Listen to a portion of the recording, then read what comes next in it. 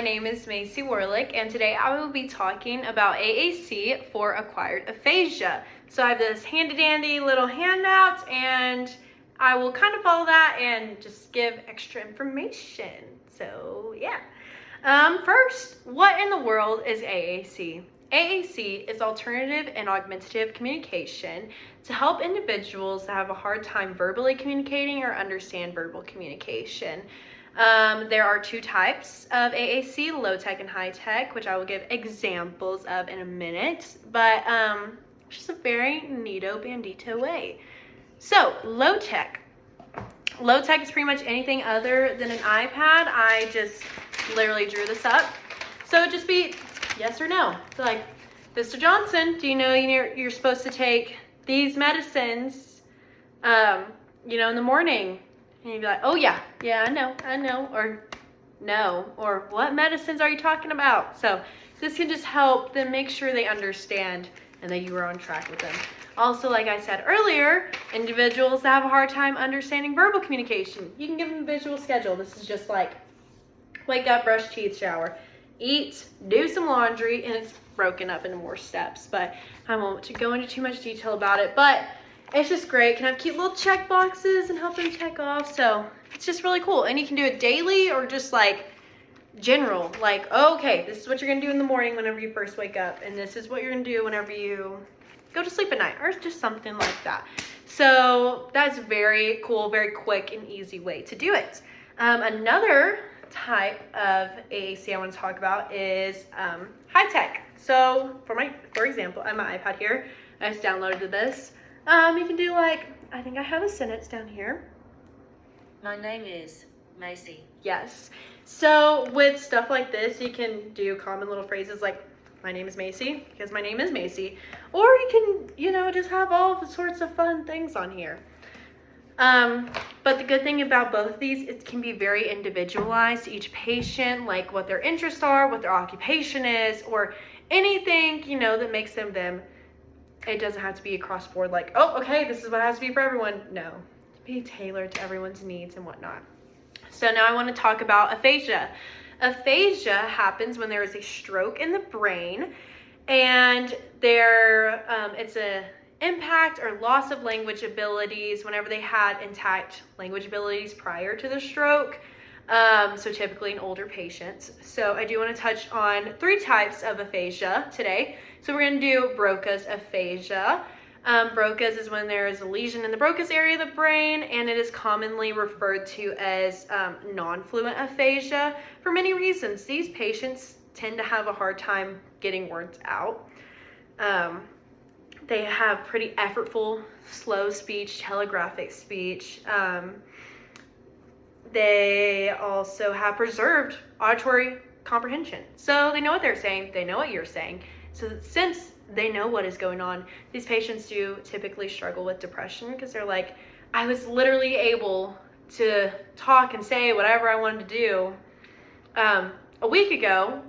What's going on now? So it can be very hard for these individuals. Also, they struggle with writing and stuff like that. I mean, it's very rough. Next, I want to touch on is Wernicke's aphasia, commonly referred to as fluent aphasia. So obviously, just like Broca's, there's a lesion in the Wernicke's area of the brain. And these individuals, since it is fluent, they have no problem getting words out. However, their auditory comprehension is not intact. Typically, they just talk and talk and talk and talk and talk. So it's like logorrhea, press of speech. They just got a lot of words coming out. And pretty much empty speech. You could say, hey, what'd you eat for lunch? Oh, last Tuesday I saw a giraffe at the zoo. You're like, great, glad you saw that giraffe. But they do have, since they don't know what you're saying, so they have poor auditory comprehension. So that is also very much a struggle. And lastly, I want to touch on is global aphasia.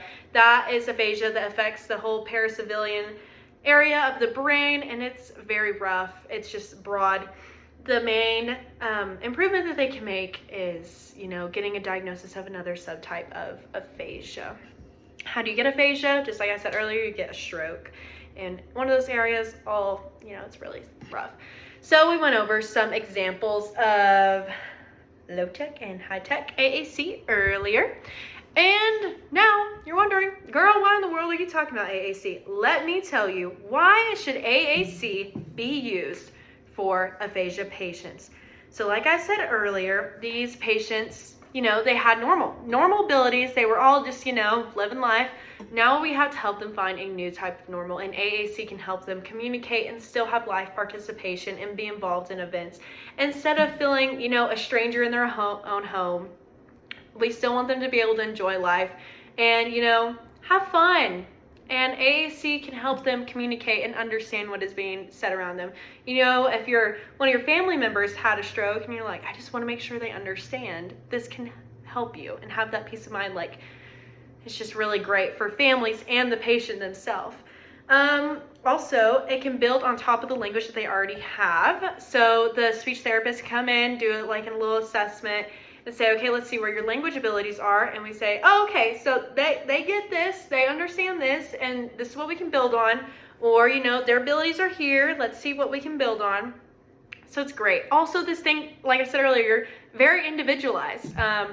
Whatever their interests are, whatever their occupation is, whatever, it can be tailored to their needs and wants and whatever they want.